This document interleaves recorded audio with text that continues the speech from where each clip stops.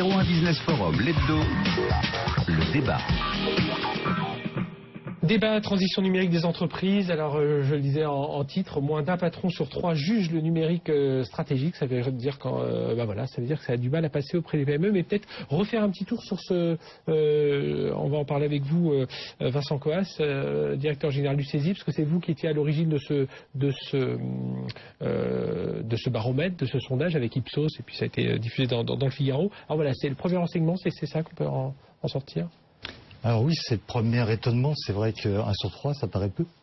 Alors la réalité, quand on analyse, c'est qu'on va trouver dans l'échantillon des grandes entreprises et puis beaucoup de petites entreprises.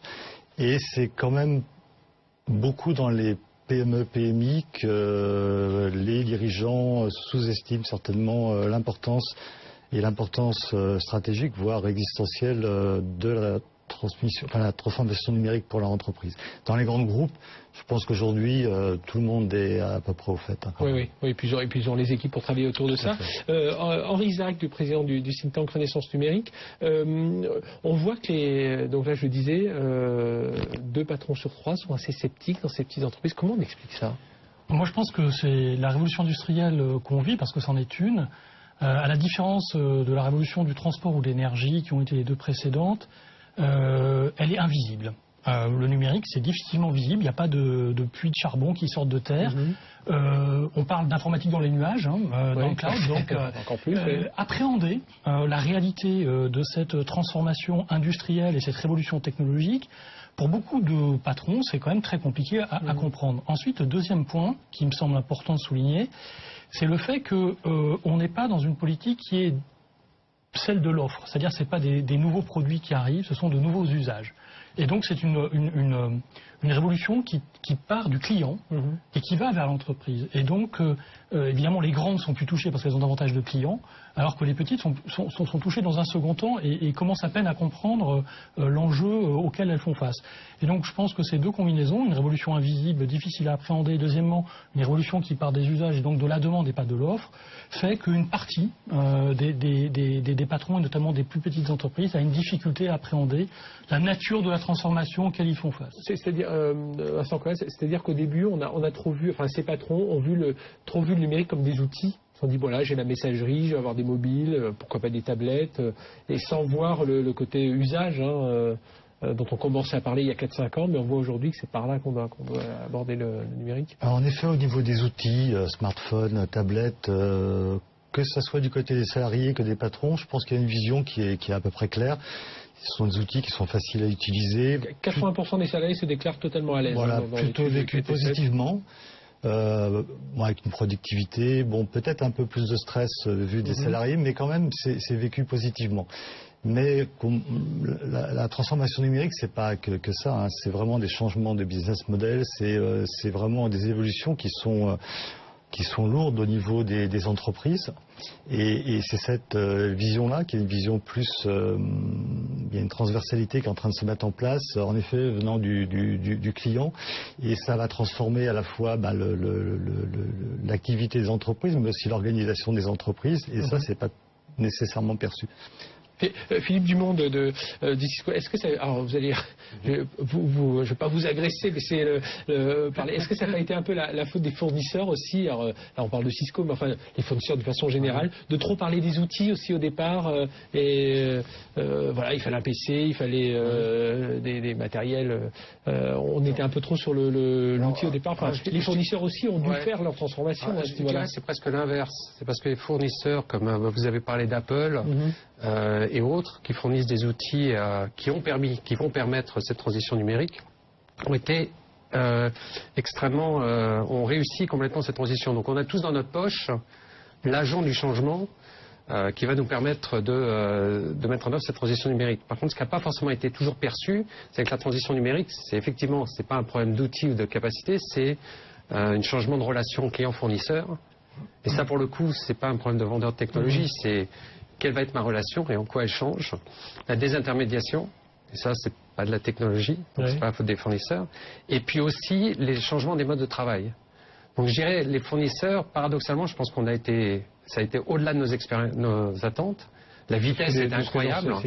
la vitesse d'équipement absolument hallucinante. Il n'y a pas une entreprise aujourd'hui qui n'est pas connectée en haut débit. Je pense que si on avait dit ça il y a 10 ans, on nous aurait tous traités de fous.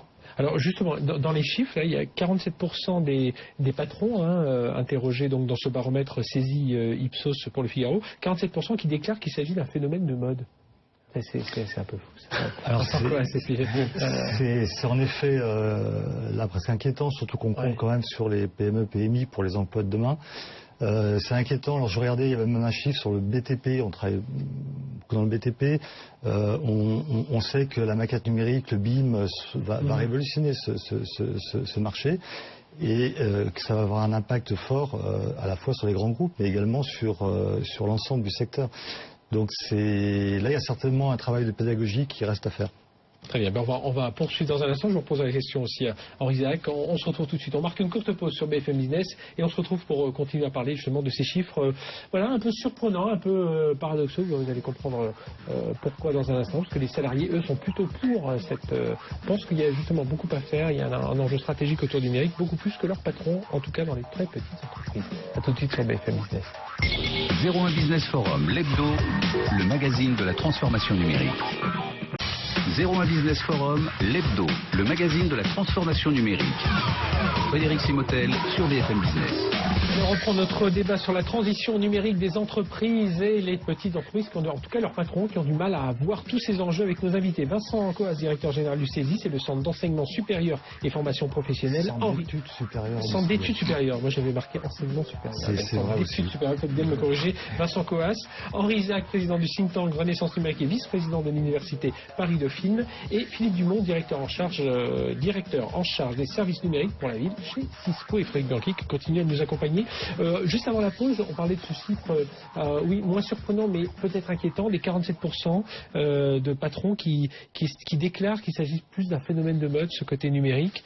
Et d'ailleurs, seulement 31% voient le numérique comme une opportunité pour leur business. Ça, c'est vrai que c'est inquiétant. C'est un peu inquiétant surtout parce quand on regarde cette émission chaque semaine. Elle n'a pas commencé en 2016, elle a commencé il y a déjà une vingtaine d'années et elle a accéléré dans les 10 dernières et de façon... Surtout qu'on voit que c'est dans tous les secteurs. Il n'y a pas un secteur qui échappe à ça, on est à peu près tous BTP, les jouets et tout. Mais je crois que le vrai sujet, c'est un basculement de paradigme entre... On passe d'une époque du produit à celle du client, le client qui est actif et qui s'organise autrement et qui a la possibilité de le faire grâce au numérique. Et c'est vrai que du boucher au libraire, il y a une possibilité de créer une nouvelle relation, on l'évoquait tout à l'heure, et que c'est encore on va dire ces entreprises-là qui ont du mal à comprendre ce changement et que simplement non pas de lourds investissements, mais des changements dans la façon dont on entre en relation avec son client modifient fondamentalement la façon dont on fait son business. Philippe Dumont de Cisco, ça ne veut pas dire qu'il va falloir attendre 2 générations pour que tout le monde s'y mette quand même, parce que là c'est encore plus inquiétant. Alors, on a une analyse qui est peut-être plus équilibrée. En fait, je pense que les outils sont déjà rentrés. Et effectivement, c'est en quoi ces nouveaux paradigmes peuvent être intégrés dans mon activité. Je pense que c'est là où un certain nombre de chefs d'entreprise n'ont pas compris en quoi ils pouvaient intégrer le numérique dans leur activité. Maintenant, on en discutait lorsqu'on faisait la restitution. C'est vrai que tous n'ont pas des sites web, mais tous n'ont pas forcément besoin de sites web. Oui. Donc après, il va y avoir un choix, un équilibre. Je pense que de la même façon qu'on parlait de l'équipement des ménages en outils électroniques, il va y avoir une acquisition qui va être forcée dans les relations. Vous pensez qu'ils ont un souci parfois de savoir par où ils doivent rentrer, voilà. Est-ce que c'est un site web, une appli mobile? Est-ce que c'est j'équipe tous mes salariés d'une tablette? Exactement, c'est la multiplication de choix d'outils et sans forcément de bonnes raisons. Pourquoi basculer? Si aujourd'hui je suis un industriel du bois, je commence par où? Je commence par mes clients, mes relations avec mes fournisseurs, je commence par mettre en place des outils pour mes collaborateurs, je commence par où? C'est quand même des sujets qui vont toucher tout le monde. Je pense que chacun va y aller de toute façon à des vitesses qui vont dépendre de la tension sur laquelle ils seront, soit sur leur marché par rapport à leurs clients, soit en interne, soit à la compétition. Ça va aller très vite. Frédéric Bianchi. Est-ce que vous ne pensez pas quand même que ce peu d'enthousiasme des patrons, donc qui semble traduire une frilosité, un choc un peu générationnel, est-ce qu'il n'y a pas d'effet objectif quand même, comme on voit, les révolutions industrielles précédentes ont créé la valeur de la richesse des emplois, et là on n'a pas l'impression que ce soit vraiment le cas. On a l'impression que l'outil informatique remplace le salarié, que ça ne crée pas forcément de la richesse. On voit qu'on n'est pas en période de forte croissance. Est-ce que cette crainte des patrons, des petites PME, n'est pas quand même un peu justifiée? Oui, que les emplois qui vont être créés à terme sont ces emplois plus longtemps que ceux qui peuvent être... Philippe Dumont, puis... Oui, alors c'est vrai qu'il y a des choix d'investissement à faire. Et c'est vrai qu'aujourd'hui, un grand nombre de responsables d'entreprise vont prendre des choix qui sont des choix d'optimisation de leurs coûts, de l'optimisation de leurs outils de production. Et c'est vrai que ça peut être vécu à court terme comme une opération d'optimisation, d'économie, enfin on appelle ça comme on veut. Non de création de richesse. Voilà, et non pas forcément de création de revenus pour l'entreprise. Donc ça, il y a ce premier enjeu, c'est quelle entreprise vont pouvoir bénéficier, entreprises classiques, on va dire, vont pouvoir bénéficier de nouveaux revenus suite au numérique. Là, la question se pose, à savoir, est-ce que ce sont ces entreprises ou d'autres qui vont se créer à côté? Il y a une vraie question, il y a autant de cas. Ça, c'est le premier cas. Et puis, il y a un deuxième cas qui est plus, alors cette fois, en interne, comment je m'organise différemment. Là, je pense qu'ils vont tous y aller. De toute façon, je n'ai pas de doute. Henri Ozak. La création de valeur, elle nécessite un changement de modèle d'affaires. Et la vraie difficulté, c'est dans ces petites entreprises, c'est comment je fais et comment je me repositionne. Ce qui est beaucoup plus compliqué pour des patrons qui sont souvent dans l'opérationnel et qui n'ont pas le temps de prendre le temps de la réflexion. Le deuxième point sur la création de valeur, c'est qu'effectivement, les gains de productivité que le numérique apporte, encore une fois, il y en a dans l'entreprise, mais ils sont plutôt du côté de la demande, notamment par le fait que le consommateur est capable de maximiser la valeur de sa propriété, que ce soit sa voiture par du covoiturage, que ce soit son logement par rapport à son habitation, ou encore plein d'autres exemples de la consommation collaborative avec le C2C et des sites comme Le Bon Coin. Bon, et donc, les gains, ils sont là, ils sont dans la demande, ils ne sont pas dans l'offre. Et donc, je pense que c'est ça qui est aussi compliqué à comprendre, c'est qu'aujourd'hui, la richesse qui est créée par le numérique, elle est pas visible dans le PIB. Oui. Voilà. Et d'ailleurs, un autre chiffre, alors qui ne surprend pas finalement, c'est sur la formation, Vincent Coas, justement, ça vous intéresse en tant que saisie, 69% des collaborateurs de ces petites entreprises ne prévoient pas de demander de formation. C'est vrai qu'on parlait d'Apple tout à l'heure, c'est vrai qu'on utilise ces outils de façon un peu assez naturelle, mais c'est justement ça, Alors moi j'ai pris la bouteille à moitié pleine, il y a 31% qui disent qu'ils vont faire une formation, ce qui est finalement pas mal. Et c'est plutôt la bonne nouvelle, c'est qu'on voit que... Bon, que ça soit, nous on est une école d'ingénieurs puis on fait la formation continue, ça concerne Dauphine aussi. C'est-à-dire que ça soit au niveau de la formation initiale ou au niveau de la formation continue, de toute façon il y aura un levier fort sur la formation d'accompagnement. Si je prends l'exemple simplement de l'industrie, et si on regarde les choses positivement, l'industrie en France, on a perdu 1 million d'emplois en 15 ans. Et ça, c'était la productivité, et puis aussi parce que l'industrie s'est rétractée en France, et va au Japon aussi, dans différents pays. Et là, là on travaille sur l'usine du futur, et on sait que dans l'usine du futur, il va y avoir là aussi des gains de productivité, mais ça va permettre de dégager aussi certainement des marges, utiliser moins de capital et certainement pouvoir recréer certainement d'autres emplois. Ça, c'est des choses qui sont perçues là-dessus. Il avait leur ajouté par rapport, on en parlait avec Guillaume Aumeny à l'instant, parce que les Syntec a sorti le low cost sourcing est moins attractif aussi, donc il y aura certainement des relocalisations, tout ce qui est fabrication additive. Au début, c'était uniquement du prototypage, maintenant on commence à pouvoir faire de la production. Enfin, il y a quand même pas mal d'aspects positifs. Après, ça bouge, quoi. Il faut vraiment... mais je pense que la formation aura un rôle clé. Il y a des études qui montrent que 40%, là je prends encore l'exemple de l'industrie, 40% des emplois vont changer très fortement. Là, il va falloir trouver le bon mix de flexibilité et de sécurité parce que quand même les choses vont bouger, quoi. Vous avez posé une question aussi dans ce baromètre, Philippe Dumont de Cisco, je vais vous faire réagir. C'est 36% des salariés qui estiment que les outils numériques ont augmenté leur niveau de stress aussi. Ça, c'est un effet... C'est effectivement, on l'a dit brièvement en introduction, tous ces outils numériques qui ont commencé par les outils qu'on porte dans notre poche ont permis de déplacer l'entreprise à la maison, beaucoup moins à la maison dans l'entreprise. Donc l'époque où l'employé utilisait son terminal au bureau pour éventuellement avoir 2-3 services, c'est terminé. Maintenant c'est l'inverse, l'entreprise. Donc il y a un niveau de stress qui s'est introduit, qui est clair. Et cette notion de à quel moment je peux réellement me débrancher. Maintenant, ça introduit par rapport aux outils l'enjeu que je pense qui est le vrai, celui derrière, on doit apporter de l'attention et se former, c'est plus de la conduite du changement que de la formation à l'outil. Oui, les outils sont extrêmement simples à prendre en œuvre. Oui, c'est pour ça que je disais que c'est pas forcément étonnant que 7 sur 10 ne veulent pas de formation, parce qu'ils disent finalement voilà. J'y arrive tout seul. Et c'est là où ça devient fascinant et vraiment intéressant, parce qu'on va vraiment dans la formation au comment être par rapport à l'ensemble de ces dispositifs qu'on a à notre disposition, comment on doit réagir, comment on doit se comporter, comment un manager doit se comporter le week-end quand il y a un client qui est en crise. Est-ce qu'il doit appeler l'employé sur son portable ou est-ce qu'il doit utiliser un processus? Tout ça, c'est des vraies questions de savoir-être, de savoir-vivre avec tout ça et de la formation. Vincent Corrès, du coup, ça veut dire justement, vous êtes, je rappelle, directeur du CESI, donc c'est sur cette partie études, formation, vous le disiez à l'instant, voilà, il faut revoir aussi les programmes de formation. Alors autour de ça, ou c'est déjà où vous adaptez déjà? Non, ça challenge complètement tous les référentiels de formation. Aujourd'hui, sur les 25 centres du CESI en France, on a des Fab Labs dans tous les centres qui sont mis en réseau. Aujourd'hui, on travaille par projet. On peut justement les jeunes les apprentis, les étudiants, les adultes vont faire du prototypage. Ils vont travailler de façon beaucoup plus collaborative. Et ça, c'est aussi une leçon en termes de management, c'est-à-dire que le travail collaboratif, ça devient vraiment un enjeu clé. Qui est d'ailleurs, je trouve positif. Moi, je trouve que ça va aussi horizontaliser, je dirais, les choses. Donc, je pense qu'il y a plein d'aspects positifs. Simplement, il faut avoir aussi une pédagogie qui va être beaucoup plus instrumentée. Le CESI est en train de devenir une entreprise technologique parce que beaucoup plus ouverte aussi aux entreprises. On a monté une chaire académique avec Cisco, une chaire de recherche. Et c'est vrai qu'aujourd'hui, on ne peut plus travailler sans traiter des données. On peut plus, voilà. Donc, on est beaucoup plus dans la vraie vie. Et je pense que pour les jeunes, ils devraient assez facilement quand même rentrer dans cette logique-là. Et puis les plus anciens, il faudra qu'ils travaillent avec les jeunes. Et puis, mais je crois qu'on est vraiment dans cette logique-là. Henri Zerek, parmi votre casquette président du think tank pour les sciences numériques, vice-président de l'Université Paris-Dauphine. Les jeunes, je suppose, il n'y a aucun souci, mais est-ce que ceux qui viennent en formation continue, les plus âgés dans les formations, est-ce qu'ils ont conscience aujourd'hui que les organisations sont en train de...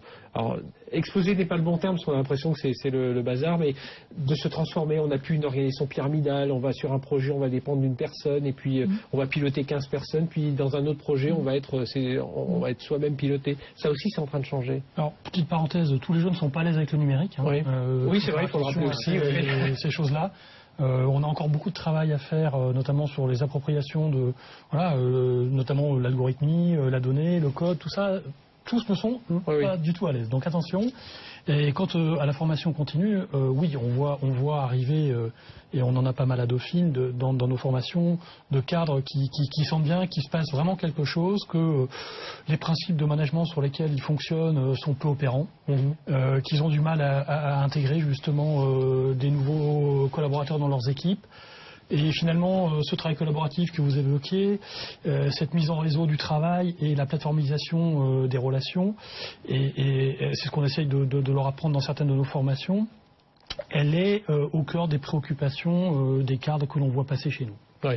C'est ce qu'on voit, Charles Dumont. Vous, Cisco, entreprise internationale, mondiale, vous, voilà, il y a des organisations matricielles, tout ça est en train de se transformer. Vous en parlez d'ailleurs tout à l'heure. Oui, ça se transforme complètement. Et je dirais que les entreprises vivent ce qu'on est en train de décrire. C'est-à-dire que les jeunes qui arrivent, même s'ils ne sont pas tous à l'aise avec le numérique, ils ont un certain nombre de modes de comportement qui sont natifs.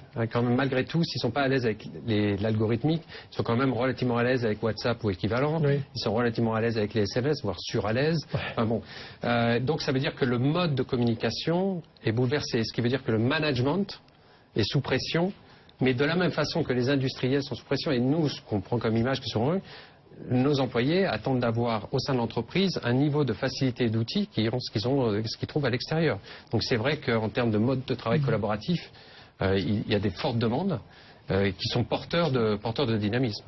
Là, on a parlé des salariés, on a parlé des patrons, il y a les cadres, parce qu'il y a une grande partie de cadres intermédiaires, là aussi... il y a un gros travail à faire aussi dans ce domaine-là. En partie management aussi, beaucoup plus que sur les outils eux-mêmes. Alors les cadres sont quand même les plus gros utilisateurs de formation continue, et c'est vrai que c'est là-dessus c'est vraiment là-dessus qu'on les fait évoluer sur le management, sur les bonnes pratiques et sur les outils. Donc ils ont pas mal évolué quand même. Je pense que après c'est vrai que c'est compliqué parce qu'il y a l'aspect multiculturel, la position du cadre dans la hiérarchie n'est pas aussi évidente. Mais je pense que c'est pas là que je verrai les freins. Je pense que les freins ils sont plus liés en effet à des changements culturels.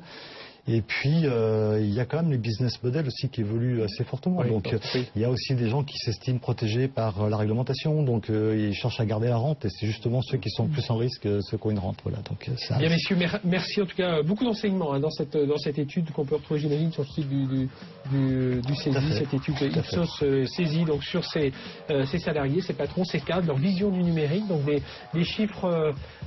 qui ne seraient pas surprenants, inquiétants. Voilà, il faut regarder. En tout cas, je pense que ça vaut le coup pour tous les patrons de PME de regarder ces chiffres, de s'interroger en profondeur un peu sur leur façon de manager, d'organiser. Et le numérique, ce ne sont pas seulement des outils. J'espère qu'on a réussi à vous faire passer comme message, en tout cas, pendant ce débat. Merci, messieurs, d'avoir été avec nous. Nous, on se retrouve dans un instant. On va parler start-up avec Place de Marché. Et puis, on parlera aussi, des Airbnb, des Booking sont déjà en train de penser au futur. À tout de suite sur BFM Business.